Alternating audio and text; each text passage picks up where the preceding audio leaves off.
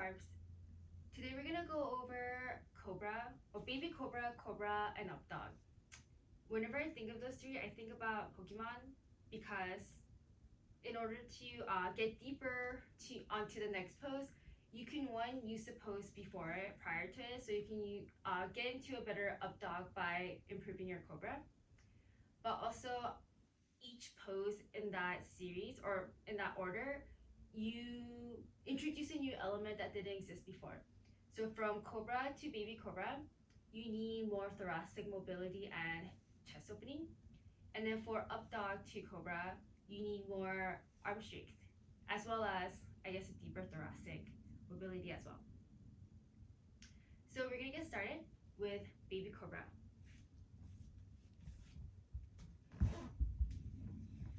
As you lie on your belly, your legs are about hip width distance apart. There's a slight internal rotation of your legs to protect your low back. Your hands can be underneath your shoulders or somewhere closer towards your ribcage. As you exhale, engage your glutes, push the tops of your feet into the mat. Then as you inhale, you lift your chest using your back muscles. Instead of imagining squeezing your shoulder blades together, which might end up closing your shoulders or closing your chest, imagine that you're pulling your shoulder blades away from you and pointing your elbows towards the back of the mat to get into a deeper Baby Cobra. And as you exhale, you lower. For Baby Cobra, since you're basically mostly using your back muscles to create the lift to lift your chest, to create the bend to lift your chest, there's really very little things that can go wrong. So it's a simple, like, oldie but goodie pose you can use to build your back strength, and you can do different variations of it, like with props, to get deeper into different types of back bends. Next is Cobra. The main difference, or one of the main differences with Cobra versus Baby Cobra, is you're using your arms as leverage to get a deeper opening in your chest. Your hands are closer towards your ribcage, but the setup is more or less the same. As you exhale, push the tops of your feet into the mat, engage your legs sort of like chopsticks. Then as you inhale, draw your shoulder blades away from your ears first. Then instead of pointing your elbows towards the back, you push into your palms to lift your chest. You want to prioritize the lift of the chest first, and then work on straightening out your arms. The priority is always the chest rather than the arms. So if you have to pick one or the other, always pick the chest. If your arms are if people who have really long arms, this might be a pretty big back bend. So one way to modify is to have your fingers or have your palms closer towards your shoulders, so you're in a less deep of a back bend.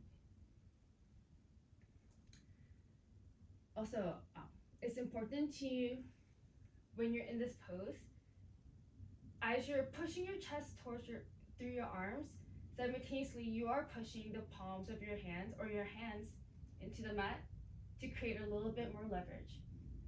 Make sure to not drop your head back. Your head should be following the arch of your back.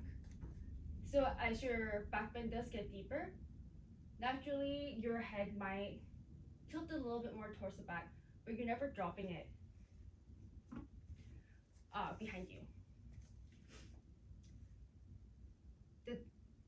Before we go on to Updog, the difference between Updog and Baby Cobra, in terms of what you use in a vinyasa and whatnot, is going to be in a different video for the purposes of today.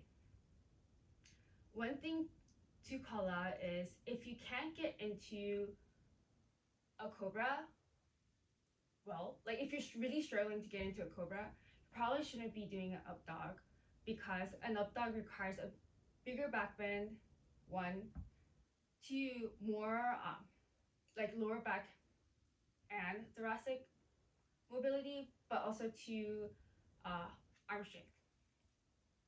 So you're more likely to potentially injure or put pressure in your spine if you in up dog if you can't do Cobra properly or if you're really struggling. So for up dog,